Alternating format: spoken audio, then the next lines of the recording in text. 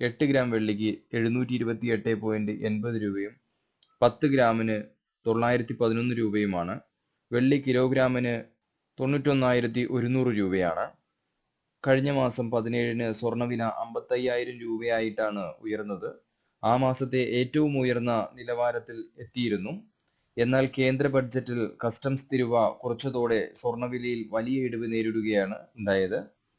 ആഗോള വിപണിയിൽ സ്വർണ്ണവില മുകളിലോട്ടാണ്. 24 മണിക്കൂറിനിടെ ആഗോള സ്വർണ്ണവിലയിൽ $4.78 വർധന രേഖപ്പെടുത്തി.